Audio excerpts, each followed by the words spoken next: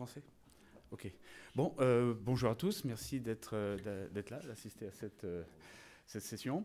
J'ai le plaisir d'accueillir des compères pour vous présenter cette méthode de Market Readiness Levels qu'on a mis au point à OW2. On a mis quand même quasiment 2 ans pour mettre ça au point. Et on pense que c'est bien positionné pour être un outil pour les décideurs IT, que ce soit des utilisateurs ou des vendeurs ou des développeurs d'applications. Donc j'ai le plaisir d'accueillir de gauche à droite sur la table Ludovic Dubost, qui est le CEO, founder CEO d'XWiki. Alors c'est en anglais, les slides. Ensuite Pierre Baudraco, qui est le patron de BlueMind. Ensuite Damien Beillard, qui est donc patron de la BU Asset Manager chez FactorFX et qui représente le projet OCS Inventory. Ensuite, Clément Oudot. Clément Oudot que vous avez au milieu, voilà, qui est le manager de l'activité Identity Solution chez Vortex et qui représente le projet Lemonade Bat NG. Et ensuite, Philippe Bareil, qui est responsable donc, de l'open source à la ville de Paris et qui représente le projet Lutes. Donc, ça s'applique à des projets. Donc, la méthode s'applique à des projets open source. Et je vais basculer. Donc, ce que je vais faire, c'est une présentation peut-être d'une vingtaine de minutes. Je n'arrive pas à voir le... Il n'y a pas de... Il n'y a pas d'horloge, je cherche l'horloge. Elle n'est pas là dans cette salle, lors de 20 minutes. Et ensuite, chacun aura quelques minutes pour exprimer un petit peu à quoi ça sert. Parce qu'on a fait ça parce qu'on pensait que c'était intéressant, mais il faut voir si ça sert à quelque chose. Donc on l'a pompeusement annoncé que c'était un outil pour les décideurs IT.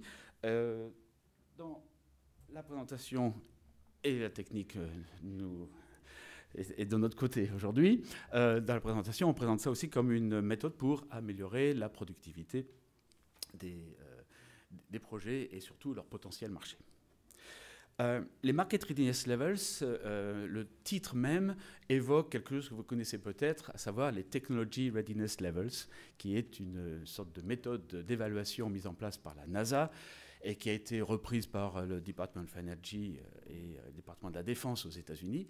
Et les Technology Readiness Levels représentent en fait une échelle de 9 ou 10 échelons qui permettent de qualifier les technologies développées par la NASA entre quelque chose qui ne sert à rien et quelque chose qui est allé en orbite, qui a fait son job et qui est revenu si ça devait revenir.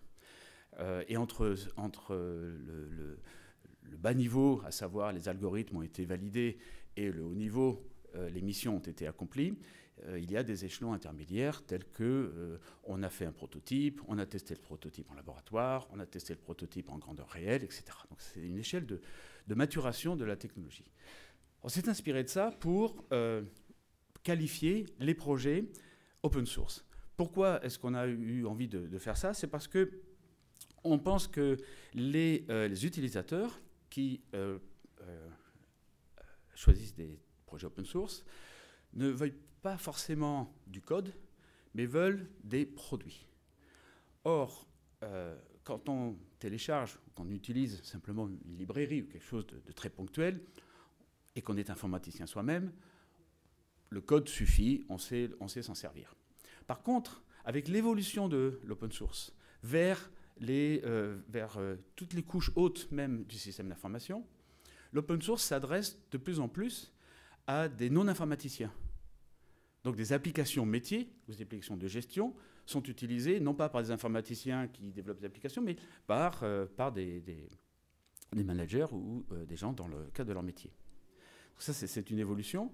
Et une autre manière de caractériser cette évolution de l'open source, c'est que l'open source évolue des utilisateurs déjà familiarisés avec l'open source vers des utilisateurs de moins en moins familiarisés avec l'open source. Parce que l'open source est un petit peu partout, devient assez populaire, et de plus en plus d'utilisateurs qui n'ont pas été formés à l'open source, qui ont été plutôt formés aux techniques commerciales des vendeurs propriétaires, se retrouvent en train les décideurs, des directions générales ont des des architectes qui viennent leur proposer une solution qui sera open source. Alors qu'est-ce que c'est?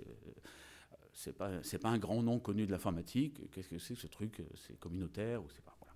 Donc nous, ce qu'on essaye de faire au W2, dont la mission est de promouvoir une base de code pour le tissu économique, on essaie de faciliter la prise de décision par ces décideurs conventionnels qui eux-mêmes ne sont pas des experts ou des activistes open source ou qui sont un peu en train de découvrir l'open source. On essaie de leur faciliter ça. Et on sait que ces gens-là, qui ont été formés par les vendeurs propriétaires, utilisent des produits. Or, un produit, c'est quoi? C'est le code, mais c'est aussi plein de choses, ce qu'on appelle des attributs produits qu'on a mis là, et c'est ça qui crée la valeur. Et c'est comme ça qu'en accompagnant les projets open source qui sont là pour faire qui sont du code à la base, en les accompagnant vers une prise de conscience et vers une évolution de façon à une construction en direction du décideur lambda qui n'est pas un activiste open source, en les accompagnant et en les incitant à évoluer dans ce type d'offre, on contribue à créer de la valeur pour l'économie, à créer de la valeur pour nos membres qui sont derrière les projets et à promouvoir l'utilisation de l'open source. Donc c'est ça l'idée. Ça fait un bout de temps que chez OW2, on essayait de qualifier les projets, de donner de l'information sur les projets. On joue un petit peu vraiment un rôle on joue la carte de la transparence. Et on avait pas mal de données sur les projets. Puis on s'est rendu compte que trop d'informations, en fait, on arrivait dans une sorte d'entropie, ça ne servait plus à rien, parce qu'il y en avait trop, et ça créait un petit peu un fouillis. Donc on s'est dit, on va simplifier ça, on va simplifier et réduire toutes les métriques, on va les modéliser, de façon à donner un indicateur de potentiel de marché, de façon à faciliter la prise de décision de cet utilisateur que vous avez sur la droite. Ce faisant, on sait qu'on a eu dû modéliser, il a fallu qu'on travaille un petit peu par tâtonnement, on a mis en place des méthodes statistiques de façon à être le plus transparent possible, le plus scientifique possible. Et de toute façon, tout est sur le site web et toutes les contributions et les critiques sont les bienvenues. Hein. C'est encore peut-être un travail en cours. Cela dit, on a eu l'occasion de tester tout ça et de le diffuser à travers notre base de code. Donc, les 9 niveaux qu'on a choisis sont des niveaux, vous avez sur la droite la colonne de référence, en quelque sorte, avec les niveaux de la NASA, les Technology Readiness Levels de la NASA. Et puis, vous avez sur la droite notre échelle de maturité, avec tout en bas des projets qui sont ce qu'on appelle Basic Early Stage, c'est-à-dire c'est un projet qui nous est soumis parce qu'il est en démarrage. Voilà. Et puis, on monte vers le produit est en train de développer. Ensuite, le niveau 3, on a découvert, bon, ça y est, on sait à quoi ça sert. On a positionné on commence à le positionner. Ensuite, ça a été vérifié parce que ça y est, il commence à y avoir des utilisateurs. 4e niveau, il commence à y avoir de l'adoption. 6e niveau, là, l'adoption commence à être significative, donc il y a déjà un nombre significatif d'utilisateurs, ce qui donne une certaine stabilité déjà au projet. Et puis après, on passe dans des situations un peu plus, on va dire, orientées marché, avec donc le niveau 7, c'est il y a une offre commerciale déjà bien établie. Et pensez bien qu'on s'adresse à l'utilisateur lambda qui, lui, a besoin d'une offre commerciale. Et donc ensuite, le 8e niveau, l'offre commerciale est établie et le projet a déjà une position sur le marché, bien, on va dire, d'outsider. Et 9e niveau, c'est un leader établi du marché. On en a quelques-uns comme ça dans une base de code. Ça sont les 9 niveaux. Maintenant, il faut arriver à positionner les projets par rapport à ces niveaux. On fait ça en 3 niveaux, en trois étapes. La première étape, c'est une analyse de la mise en œuvre des bonnes pratiques open source par l'équipe de développement. Donc déjà, on est quand même en train de pouvoir de l'open source avec les valeurs et les qualités inhérentes au développement et aux pratiques de l'open source. Donc on tient à vérifier que ces pratiques sont effectivement mises en œuvre par le projet. On en a, vous avez une dizaine de chapitres là. Chacun de ces chapitres est validé par 5 points de vérification. Donc ça fait une cinquantaine de points de vérification à ce niveau-là. Et ça, c'est fait sur la base d'un sorte de formulaire qui est rempli par le chef de projet. Donc on a ça en ligne. Vous pouvez l'avoir en ligne, vous verrez, c'est tout à fait disponible. Donc ça, c'est première étape. Ça nous donne déjà un premier niveau de notation. Deuxième étape, on applique au projet une mesure, enfin des mesures de certains indicateurs en termes de bugs, en termes de participants, en termes de sécurité, etc. Donc ça nous permet d'établir ce qu'on appelle des attributs sur le projet. Et donc ça donne un autre graphique qui permet d'avoir un certain niveau de détail. Pour établir ces données-là, on récupère les données de la première étape, qu'on combine avec une nouvelle couche de données qui sont captées par notre système sur le projet, et on a ce résultat. Et puis ensuite, on passe à un troisième niveau, qui est un niveau beaucoup plus marché.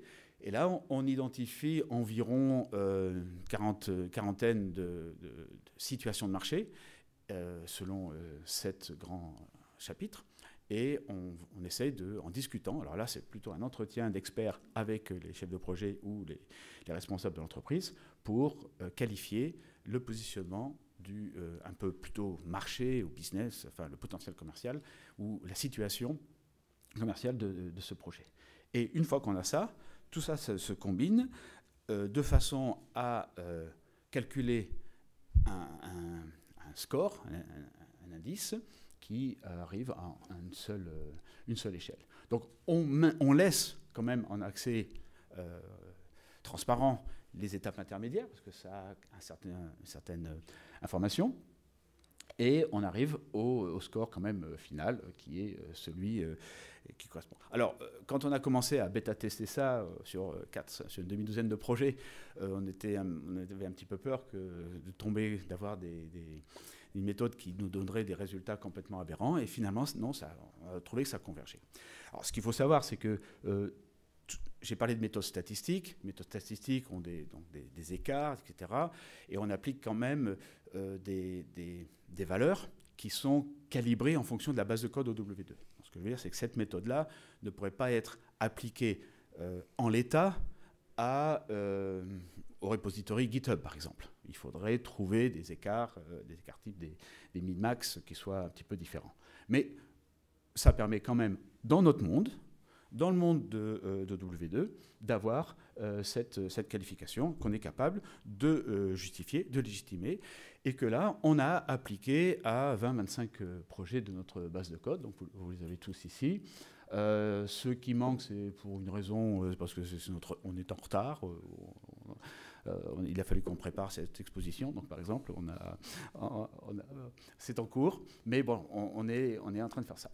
Et comment ça se présente ? Chacun des projets a sa fiche. Donc là, vous allez sur le site web OW2. Sur le site web OW2, vous avez ce qu'on appelle un peu pompeusement le OW2 Project Marketplace. C'est pas vraiment une marketplace parce qu'on ne paye rien là-dessus, mais vous avez accédé au projet. Cette page-là vous donne accès au projet et au logiciel lui-même. Donc vous ressortez de cette visite avec un vrai logiciel et de quoi faire quelque chose. Donc nous on est dans la chaîne de valeur, on est dans la chaîne de distribution, et au passage vous avez l'information. Et cette information, elle est vous avez par exemple sur un projet, celui de Fusion Directory par exemple, là vous avez la présentation des résultats. En bas vous avez la première étape et la deuxième étape. En haut vous avez donc l'index de potentiel de marché, et une petite synthèse qui permet donc d'expliquer la situation. Donc ça, c'est un projet. Vous avez, ça c'est pour l'UTES, vous avez lequel XWiki, vous avez Lemonelda PLG, et puis OCS Inventory. Donc ça, c'est tous les projets de la base de, enfin, les 22 projets de la base de code W2 ont été traités de cette manière-là. avec et puis vous voyez sans doute en bas des pages, là vous avez accès aux informations brutes. D'ailleurs, si je monte ici, il est là. Vous avez même le détail du modèle, comment est-ce qu'on arrive, comment est-ce qu'on combine les différentes valeurs pour arriver à ce résultat. Donc tout ça, c'est ouvert. Les formules, tout est forcément transparent et disponible. Et c'est un exercice qu'on a mené sur les 6 derniers mois pour appliquer cette méthode à tous les projets. Comment ça tourne? Ça tourne sur on était parti sur plusieurs solutions techniques. Et là, en fait, ça tourne sur une solution qu'on a simplifiée au maximum. Donc, c'est un peu rustique, robuste et complètement OW2, complètement open source. Donc, c'est contrôlé. On a développé des scripts et régulièrement, on récupère les données et on les publie sur ce qu'on appelle le project dashboard. Ce sont les pages web que je vous ai montrées tout à l'heure. En conclusion, d'abord, c'est donc un MRL, donc Market Readiness Levels. On pense que c'est utile. Au départ, on a fait ça plutôt pour les décideurs business, et puis on s'est rendu compte que les chefs de projet utilisaient ça comme une sorte de checklist et de liste de choses à faire ou de points d'amélioration possibles, de façon à améliorer le score. Ça améliore, donc ça aide les chefs de projet. Alors, je ne vais pas lire ça exactement, mais il faut voir une chose, c'est qu'on fait un build hebdomadaire du projet. Donc, ça veut dire qu'on vérifie que le projet open source qui est mis à disposition du marché, de la communauté, ou des utilisateurs potentiels, c'est un vrai projet. Ce n'est pas simplement un argument éthique de positionnement pour attirer les gens, mais c'est quelque chose qui marche. Donc en même temps, on valide ça. Et au passage, on a pu vérifier que certains builds ne passaient pas, ce qui nous a permis de faire un retour au chef de projet qui a dit « Ah d'accord, je vais fixer ça, on a trouvé qu'une dépendance n'existait plus, ou un composant avait changé de repository, des choses comme ça », qui faisait que... donc en même temps, on fait une sorte de sanity check, de test de cohérence sur les projets qui sont mis à disposition, ce qui nous permet, nous, d'assurer qu'on publie et on met à disposition du tissu économique des projets communautaires qui, effectivement, fonctionnent. Donc ça, c'est très important. Et donc, l'analyse continuelle à laquelle on procède, ça aide donc aussi les chefs de projet et ça doit rassurer les décideurs qui ont à peu près toute l'information qu'on peut leur donner à propos des projets OW2. Voilà la méthode, en un mot. Donc on avait commencé ça en 2018-2019 avec toute une sorte de méthodologie qu'on a suivi, qu'on a vraiment suivi. Le petit graphique que vous voyez en bas à gauche, on a vraiment suivi toutes les étapes. Et maintenant, la dernière étape, c'est un peu tout un package de promotion, d'explication, de dissémination. Voilà, c'est ce qu'on est en train de faire. Ensuite, on a raffiné, en 2020, on a passé du temps à raffiner l'approche technique. On était parti, comme je disais, sur certaines solutions. Des solutions open source, mais qui étaient mal ou pas supportées. Et puis en 2021, on a finalisé notre infra et appliqué ça. Donc là, on est en train de présenter. Et en 2022, on va peut-être, sur la base de certains retours, réfléchir d'une part à une V2 et d'autre part à appliquer ça ou à permettre à d'autres repositories d'appliquer cette méthode. Voilà, en un mot, 20 minutes, j'espère que je n'ai pas été trop long, la méthode. Voilà. Donc à partir de là, l'idée c'est de valider si ce qu'on avait en tête, si ça sert vraiment à quelque chose, si c'est vraiment intéressant ou quoi qu'est-ce, et d'où la mise, comment dire, l'exposition aux chefs de projet qui sont là, à qui je vais finalement passer la parole. Donc, est-ce qu'on commence dans l'ordre géographique, ou alphabétique, ou psychologique? Qui veut commencer? Alors Pierre, tiens, Pierre, tu commences parce que en fait, tu es un des projets qu'on n'a pas encore fait. Donc, tu peux parler de l'extérieur, sans savoir sans être impacté par le score qu'on t'aurait attribué. Pardon, sans être biaisé. Non, c'était aussi pour t'aider, pour lancer le sujet. Donc bonjour à tous, moi je suis Pierre Baudraco, le fondateur de BlueMind, qui est un projet, et j'adore toujours les discours de Cédric parce que je pense qu'il a une vision vraiment très très pertinente du marché de l'évolution de l'open source. Alors moi je me régale dans ton analyse parce que c'est exactement ça. Et nous, on fait une solution de messagerie. Et la messagerie, c'est un sujet, évidemment, il y a beaucoup de techniques, mais nous, on a affaire aux utilisateurs finaux. Et comme l'a dit Cédric, quand on parle, on fait un produit pour les utilisateurs finaux, eh bien, on change complètement de paradigme. Quand vous êtes entre tech, je fais un outil, etc., il y a une fonction qui marche, tous les autres disent « Ah ouais, c'est génial ». Quand vous faites un produit pour l'utilisateur final, vous avez un truc qui ne marche pas bien, ah ben c'est nul. Donc ça, c'est juste pour caricaturer un petit peu. Mais ça change complètement de paradigme et on a ce sujet dans l'open source. Et moi, je passe mon temps à expliquer aux gens, attention, un projet, c'est pas un produit. Pourquoi? Parce que dans l'open source, souvent, on a commencé, on fait des projets clients, on fait quelques projets, puis ah mais ça c'est pas mal, ça intéresse, ça pourrait intéresser d'autres, je vais en faire un produit. Ah ben donc je le mets sur GitHub et ça y est, c'est un produit.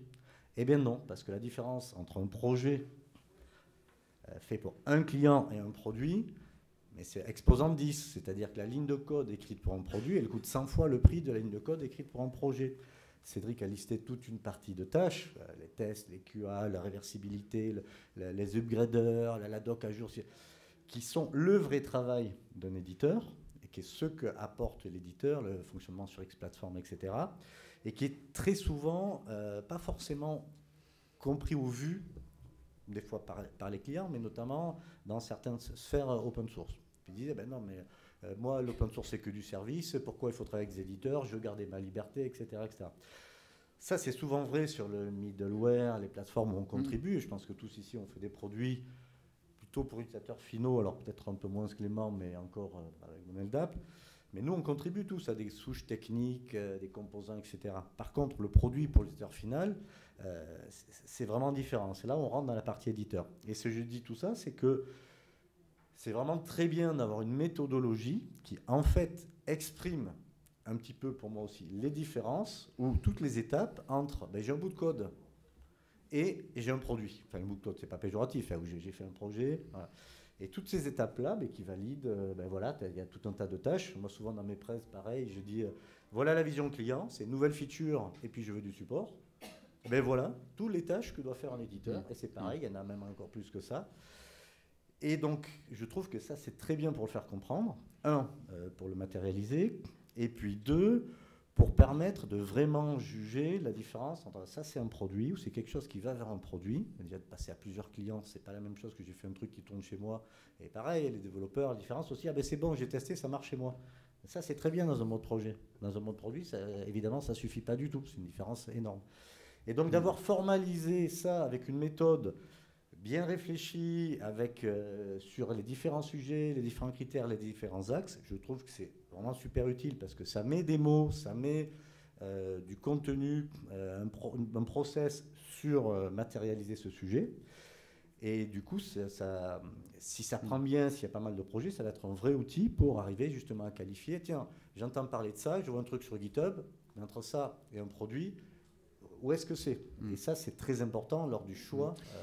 Lors du choix d'un produit. Alors, il y a un point que je n'ai pas mentionné, c'est que nous, on s'attache à la version communautaire complètement open source, mais ce qu'on identifie dans les niveaux supérieurs de l'échelle, c'est la disponibilité d'une offre commerciale avec un support professionnel, ce qui permettrait à un décideur de s'engager en test ou en exploration ou en utilisation marginale sur une version communautaire, et dès que ça devient critique, d'être capable et de savoir qu'on peut se bénéficier d'une offre de support professionnel. Ouais, c'est important. Voilà. Pour moi, c'est vraiment l'outil qui est le bienvenu pour valider est-ce que ça, on s'approche ou on est un produit, à quel niveau. Et dans un produit, il y a aussi des aspects marketing, commerciaux, donc tout a été pris en compte.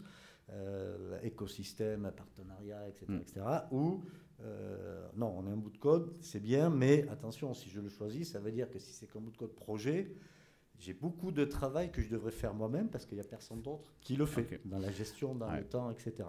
Non. Et donc, vraiment bienvenue à cet outil. Et pour moi, ça formalise aussi une partie de ce qu'est le métier d'éditeur. Donc, tout à fait. Je trouve ça vraiment très bien. Bah, tant mieux. Très bien. Merci. Pour les éditeurs, pour les utilisateurs et donc pour les éditeurs également. Qui prend la suite? Clément? Allez. Oui. Bonjour. Comme l'a dit Cédric, moi je m'occupe du projet Lemonade App NG, qui est un web SSO contrôle d'accès, donc plutôt une brique d'infrastructure qui est effectivement pas destinée à l'utilisateur final. Il ne va pas installer ça sur son poste de travail. Par contre, pour les administrateurs, en fait, ça va être une brique très importante et ça va permettre de donner accès à différentes applications du système. Donc c'est critique, ça touche à la sécurité, à l'authentification, etc. Ce projet-là est un projet communautaire pur, dans le sens où il n'est pas édité par une société, donc c'est un petit peu différent par exemple de l'approche de Bluemind, bien que, et c'est effectivement là-dessus qu'a insisté Cédric, c'est pas juste un produit qui est développé par des personnes sur leur temps libre. Il y a quand même des sociétés et il y a quand même il y a une relation client-fournisseur, puisque moi, ma société qui est Vortex se positionne en tant qu'éditeur de la solution, puisqu'elle va fournir tout ce que les éditeurs peuvent fournir comme support, expertise, etc. par-dessus ça. La seule différence, c'est qu'on n'est pas les seuls à pouvoir fournir ça, puisque comme le code est communautaire et libre, n'importe quelle société pourrait souhaiter s'investir, contribuer et fournir les mêmes prestations sur ce produit-là. Moi, j'ai effectivement été soumis aux grilles et j'ai rempli consciencieusement tous mes tableaux et j'ai obtenu une note de 7. Donc, mes parents sont très fiers de moi. 7 sur 9, c'est bien. C'est bien parce que c'est pas 1. C'est bien aussi parce que ça montre qu'il y a une marge de progression. Effectivement, à la base, comme on est un projet communautaire, j'ai effectivement 2 casquettes. Une qui est où je vends de la prestation de service effectivement autour de ce logiciel-là, et puis une autre qui est vraiment le leader en fait communautaire du produit. Et donc, ce qui m'intéresse, c'est que le produit se développe, qu'il y ait de plus en plus de gens qui l'utilisent. Et évidemment, si je permets via des clients de financer le développement de ce logiciel, c'est très bien. Donc, l'approche en fait de W2 et de ces grilles-là, il a été très important. Il a même déclenché en fait des choses nouvelles dans le produit. Un exemple, c'est qu'on a mis en place Sonar en fait avec l'aide de W2, ce qui n'était pas le cas avant d'avoir rempli cette grille. Donc peut-être que maintenant je suis à 7,1, je ne sais pas, peut-être que j'ai gagné des points entre temps. Mais comme dit Cédric, effectivement ça permet d'avoir un petit déclic en disant qu'est-ce que fait mon logiciel, qu'est-ce que j'ai fait en fait. Évidemment on a coché, on avait déjà pas mal de choses, de la documentation, des listes de diffusion, etc. Notre offre commerciale qui est portée du coup par Vortex, mais ça donne un petit point de vue, en fait, on relève un peu la tête, on analyse. Moi, il y a des questions, des fois, pas des questions toujours agréables, quand on pose la question et qu'on est obligé de dire, oui, effectivement, je vais mettre 0 dans la case parce que on ne le fait pas. Et voilà, c'est un peu comme quand on remplit son profil sur un site de rencontre, il y a des fois, on dit, je vais pas mentir complètement parce que ça va se voir quand je vais aller boire ma bière la première fois. Donc on essaye de le faire très consciencieusement, d'être honnête, et on a intérêt à le faire parce que c'est vraiment très instructif. En tout cas, moi ça m'a permis déjà d'avoir un jugement, on va dire, extérieur, parce qu'évidemment si c'est moi qui en parle, je vais vous dire que c'est le meilleur projet du monde, parce que c'est moi qui l'ai fait, et évidemment pas tout seul, donc il y a toute une communauté derrière. Mais il y a un regard objectif, mesuré, et qui permet du coup j'ai été voir les autres qui ont eu des meilleures notes que moi pour dire pourquoi ils ont des meilleures notes que moi, et effectivement factuellement il n'y a pas de problème. C'est l'intérêt en fait de cette grille, c'est qu'on peut aller voir et toutes les notes en fait, tout ce qu'il y a dans les cases, on peut aller vérifier ce qu'ont répondu les autres et si c'est pertinent, pas pertinent, et ce qu'on a à faire. Donc pour moi c'est très positif et je vais essayer de m'améliorer. Merci. Et je dois dire qu'en fait, la mise au point était aussi faite avec le retour des chefs de projet avec qui on avait testé la méthode. Quand même, on n'a pas sorti ça complètement de notre chapeau. Un petit peu. Voilà. Non, mais c'était intéressant parce qu'effectivement, après, j'ai dit, mais ça, cette question-là, elle est débile. Et ils m'ont dit, non, elle n'est pas débile. Je fais, effectivement. Il y a une première analyse, en fait, où on passe, où moi, j'avais pas tout compris, en fait. La première fois, il y a des choses, je ne savais pas comment répondre. Et c'est en échangeant, en fait, effectivement, avec Cédric et puis l'équipe, où j'ai compris, effectivement, sur quoi il voulait insister, concrètement, à quoi ça correspondait, moi, dans dans mon logiciel. Et donc, il y a quand même un échange. On n'est pas tout seul face à sa feuille. Il y a un vrai travail, une vraie collaboration là-dessus. Je n'ai pas tout seul. Merci Clément. Suivant. Qui peut prendre? Ludovic. Oui. Donc nous aussi, XWiki, on a été analysé sur ce profil. Et donc, alors on a eu une note de 8, hein, on est très content. Ça correspond bien aussi à un travail important qu'on fait justement de mettre en place des méthodes poussées autour du développement du logiciel. Et ça correspond aussi au fait que c'est un projet qui est assez ancien, donc qui a pas mal d'années derrière lui, et donc aussi une base de clients importante. Alors moi, ça m'amène plusieurs réflexions. Alors bon, je vais commencer d'abord des traits positifs. Comme Pierre, je suis très attaché à la notion du métier d'éditeur et au travail que ça représente.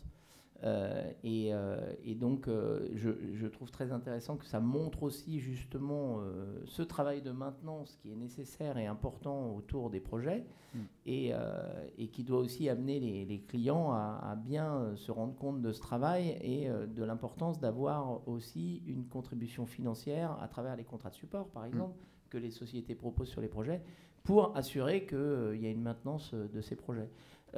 Les clients avec l'open source achètent, on va dire, relativement facilement des nouveautés. Ah, j'ai pas ça, ok, on voit bien pourquoi il faut le payer. Ils achètent relativement facilement de l'hébergement, mais en fait, ils achètent ou ils donnent assez difficilement pour de la tâche journalière qui paraît très simple, mais qui finalement coûte assez cher. C'est-à-dire il faut payer des gens pour maintenir et faire tourner le système. Alors quand on doit le payer juste sur la marge des autres services, c'est pas si simple du tout. Donc il est important aussi d'avoir ces relations et comprendre que ces contrats de support, ils servent. Ils sont vraiment importants et utiles au fonctionnement du logiciel et à son évolution. Un point, alors si je dois être un peu critique, c'est bien de toute façon de voir les limites aussi du système.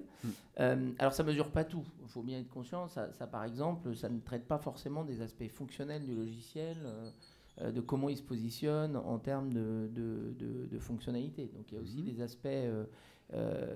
Donc là, aujourd'hui, on a une méthodologie qui regarde un peu les aspects gouvernance, technique. Est-ce qu'il y a une structure? Donc, tous ces éléments, ça ne regarde pas forcément comment le produit se positionne au niveau concurrentiel en termes de features. Donc il faut aussi regarder ces points-là par ailleurs.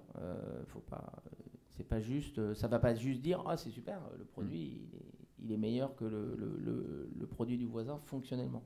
Nous, dans nos types de logiciels, c'est un point qui est très important.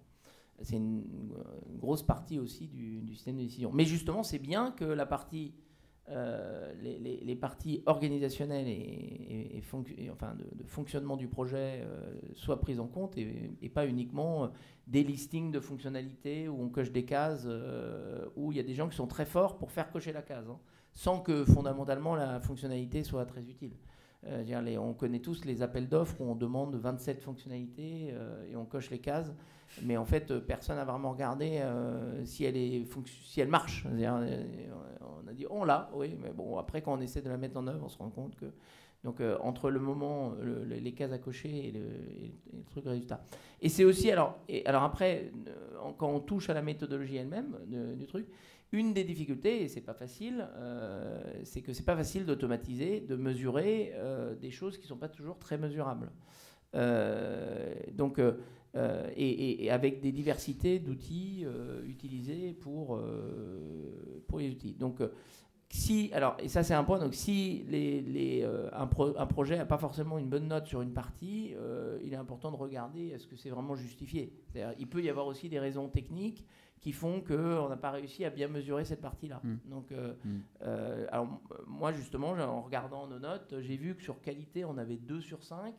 Je ne suis pas vraiment convaincu, j'ai pas le sentiment d'être d'accord avec ça. Donc, je me dis, il va falloir qu'on regarde qu'est-ce qui s'est passé. Pourquoi on se retrouve avec 2 sur 5 exactement. Donc voilà, ça c'est une chose. Et une autre chose pour les utilisateurs, c'est pas parce qu'un projet aurait une note moyenne ou encore est encore bas sur la ligne qu'il faut pas croire en ce projet. Ça c'est un point important parce que sinon on va plus faire d'innovation, personne ne pourra démarrer un projet.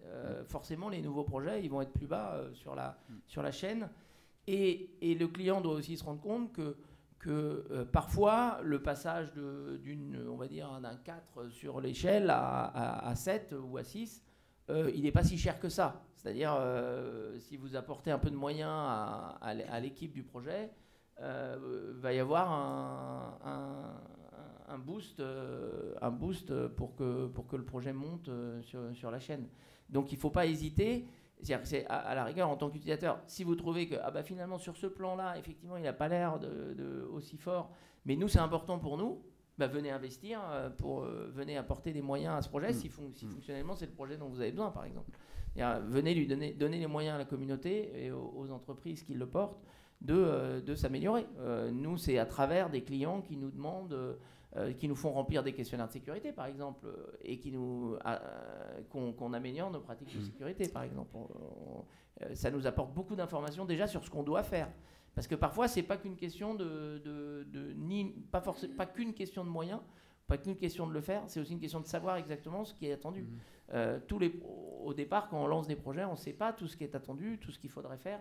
On ne sait pas précisément là où on pêche, donc c'est là où l'outil est utile. Il va nous dire où on pêche, où il faut qu'on améliore, mais les clients peuvent aussi nous le dire et peuvent aussi nous apporter des moyens pour le faire en disant allez, je vais vous sponsoriser un travail là-dessus pour améliorer tel point. Mais si je peux apporter une précision, parce que c'est intéressant ce que tu disais concernant les méthodes. Déjà sur la méthode, on a évité justement l'automatisation bête, voilà. Donc ça, c'est pour ça qu'on a juste une des phases qui est automatisée sur des métriques qu'on est capable de faire. Et là encore, on a réduit au maximum parce qu'il a fallu qu'on trouve les métriques applicables à tous les projets. Il y a des projets assez différents. Deuxième point, donc on a trois types de méthodes. Une méthode en auto-qualification par le chef de projet, une métrique automatique auquel on ne touche pas pratiquement, et puis ensuite l'entretien qui permet d'avoir...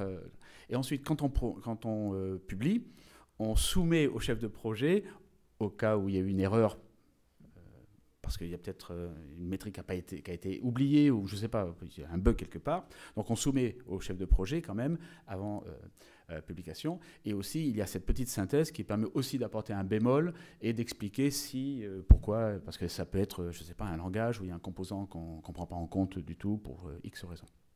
Donc on essaye, effectivement, mais il faudrait peut-être rajouter... non, mais il est important de lire les détails. C'est-à-dire qu'il ne faut pas juste prendre... En fait, faut pas utiliser ce type d'outil en disant je vais acheter que ce qui est en haut, quoi. Ça serait dommage. Le quantitatif marche pas toujours.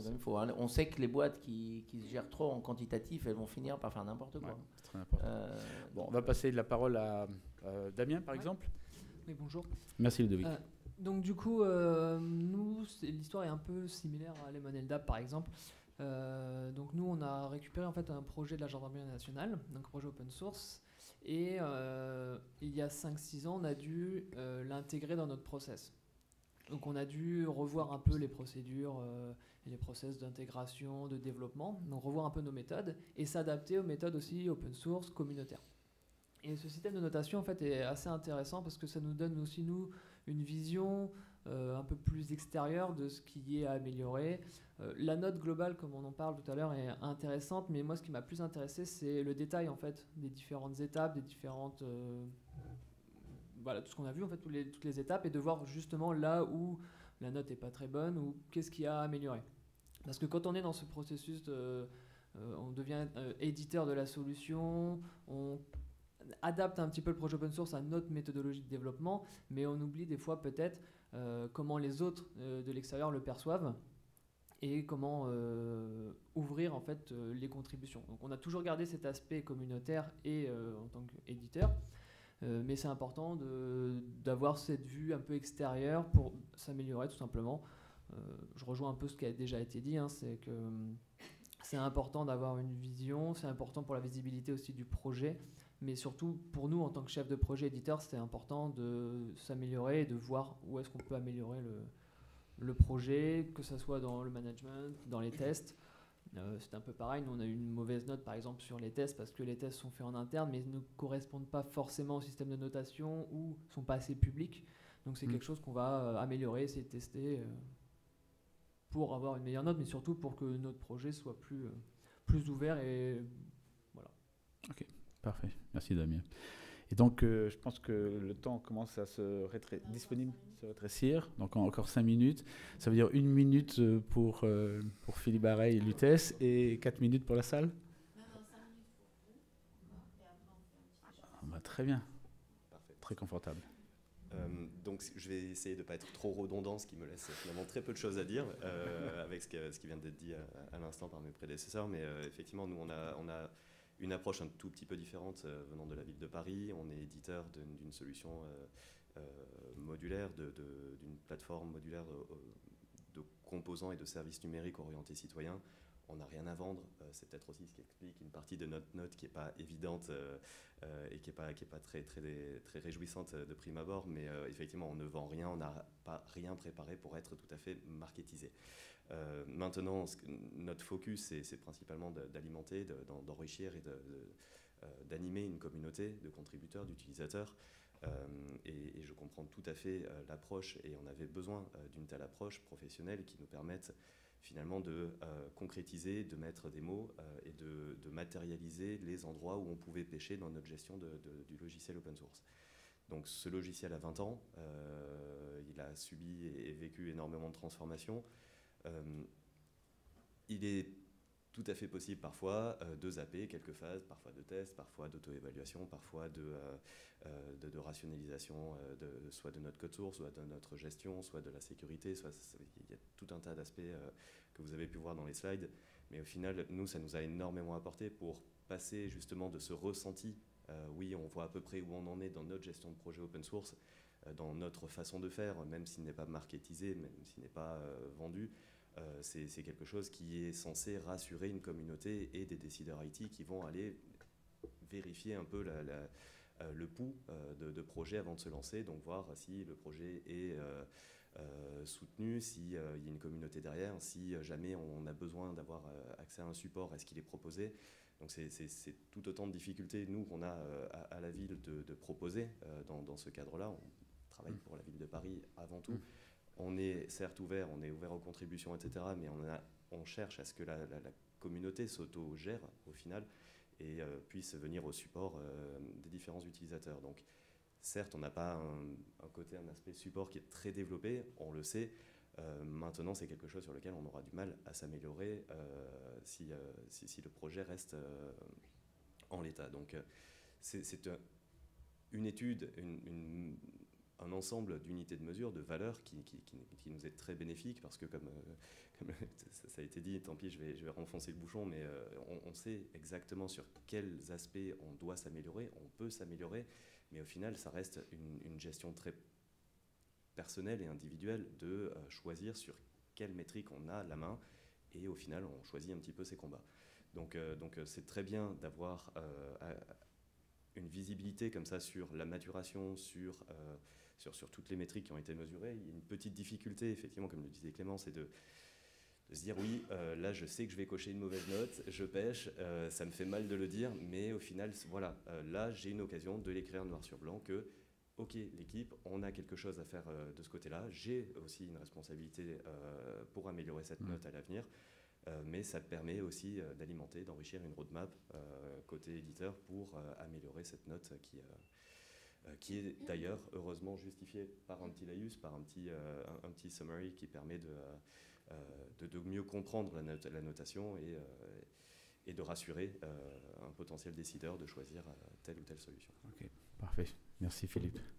Merci. Très bien, On peut merci passer beaucoup. la parole à la salle s'il y a quelques merci questions. Merci à vous tous. Des questions pour... Oui, bah, super. Bonjour à tous, merci pour la présentation et vos retours d'expérience. En fait, j'ai une question par rapport aux critères que vous avez choisis pour évaluer ces éditeurs de solutions. ces éditeurs, parmi d'autres, parce qu'il y a beaucoup d'éditeurs de solutions open source, pourquoi ces éditeurs en particulier? Pourquoi ces éditeurs? Oui. Non, c'est pas pourquoi ces éditeurs, c'est pourquoi ces projets. D'abord parce qu'on applique ça à des projets et à l'équipe et aux pratiques qui sont derrière le développement du projet. Et ensuite, comme je le disais au départ, notre vocation à OW2, c'est de promouvoir une base de code et de promouvoir ces projets. Donc ça fait partie de notre boulot de promotion de ces projets, de faciliter la prise de décision en faveur de ces projets. Donc il se trouve que derrière, il y a des éditeurs, mais pas toujours. La Ville de Paris n'est pas un éditeur au sens commercial comme peut l'être XWiki, FactorFX, Vortex ou BlueMind, par exemple. Et il y a d'autres projets qui sont des projets purement communautaires, même académiques, et qui sont analysés. Donc c'est plutôt appliqué à la base de code, à notre base de projet. Oui. En fait, vous n'envisagez pas de choisir, par exemple, un projet par catégorie. Par exemple, base de données, je vais évaluer tel projet, ERP, tel projet, comme ça, peut-être on aura plus par catégorie, voilà. Oui, peut-être un point que j'aurais dû préciser au départ. On n'a pas une vocation académique universelle dans cette méthode. Là, encore une fois, on est au W2, on a un boulot à faire et on a développé les outils qui nous permettent de faire notre boulot pour le mieux. À partir de là, on l'a fait d'une manière aussi claire et réutilisable que possible. Donc, ce n'est pas tordu. Mais, comme je le disais, c'est calibré par rapport à notre population. Donc, on s'adresse à cette population et c'est notre projet. Alors maintenant, si on doit le récupérer pour une autre base de code, on a certains de nos membres qui sont des grands utilisateurs, qui ont aussi des bases de code et qui se posent la question d'utiliser ça, on peut l'étudier, bien sûr. On peut, comme je disais, on ne peut pas récupérer cette méthode et l'appliquer à GitHub directement. On n'a pas voilà, des écarts. Statistiquement, ça ne serait pas exactement les mêmes références. Okay. Et comment vous les incitez à faire cet exercice? Par exemple, par mail On les menace. On n'a pas le choix. Oui. Ils détiennent des informations sur nos familles. Les modes Non. Les modes de communication. Je pense que, comme ils l'ont expliqué, je pense qu'ils se trouvent l'utilité. On ne se serait pas lancé dans cet exercice qui est quand même qui demande pas mal d'efforts du côté de l'équipe OW2 et du côté des chefs de projet, si au départ on n'avait pas senti une demande et une utilité, voire un intérêt mutuel à ce que ça soit fait comme ça. Donc il y a une partie auto-évaluation et une revue de votre part, c'est ça? Il y a une partie auto-évaluation. Enfin non, c'est une checklist. Alors cette checklist, elle a été définie par... on a été aidé par plusieurs personnes. Il y a deux noms qui me viennent à l'esprit. C'est Stefano Zacchiroli de l'INRIA, ex-Debian, et Vincent Massol, d'ailleurs, de XWiki, Maven. Et puis il y a une troisième personne que j'oublie, donc en expertise, qui ont un petit peu validé les critères et puis qui nous ont vraiment aidé à avoir cette liste de critères qui parfois ne paraît pas évidente au premier abord, comme l'expliquait Clément, mais en fait, il y a une justification. Et ensuite, donc ça c'est l'auto-évaluation, donc il y a les 50 ce sont les bonnes pratiques. Est-ce que vous avez ça? Est-ce que vous publiez? Est-ce que les tests sont publics? Est-ce que la doc est disponible? Est-ce que c'est facile de contribuer au projet? Enfin, c'est des choses qui sont liées à l'open source. Voilà. Ensuite, et puis il y a des questions même à la fin, c'est sur la sécurité. Est-ce qu'il y a eu un audit de sécurité? Donc, parfois ça ne s'applique pas. Alors, parfois la note est 0, mais elle peut être justifiée parce qu'elle n'est pas nécessaire. Donc c'est là où la synthèse rentre en ligne de compte. Ensuite, il y a des métriques qui sont accessibles. Donc c'est le nombre de commits, le temps de fermeture d'un bug, enfin des choses comme ça. Ça c'est automatique et c'est récupéré hebdomadairement. Voilà. Et ensuite, il y a cet entretien où là, on aborde un peu plus les aspects marché, où on revalide un petit peu tout ce qui a été dit, et pourquoi, et comment, et ceci et cela. Et puis, où on essaie de voir par rapport au marché, est-ce que vous avez un site web, est-ce que vous faites de la pub, combien d'utilisateurs vous avez, est-ce qu'il y a des partenaires, est-ce que vous avez des programmes de support professionnel,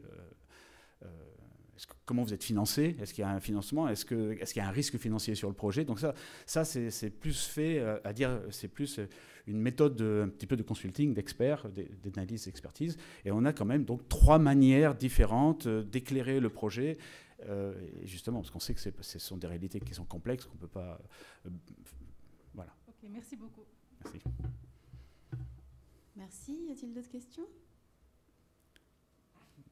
Y a-t-il d'autres personnes qui veulent se faire tester? Alors, non, on n'en est pas là.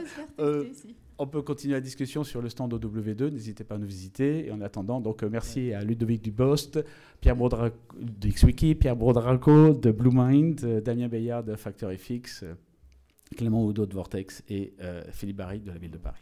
Si je peux me permettre juste un point, parce que Ludovic a soulevé 2 points qui étaient très intéressants. Cette méthode-là évalue pas globalement un projet. Elle évalue le côté maturité du projet. Il y a tout le côté fonctionnel qui ne rentre pas. Est-ce que le produit fait bien ce qui est prévu? Donc ça, ce n'est pas le sujet. Non. Et puis, ça n'évalue pas forcément non plus le potentiel. Quand Ludovic disait, c'est pas parce qu'on a une mauvaise note qu'on n'est peut-être pas bon. Quand on démarre un projet, il peut y avoir un super potentiel, mais on n'a pas encore tout mis en place parce que ça se met progressivement.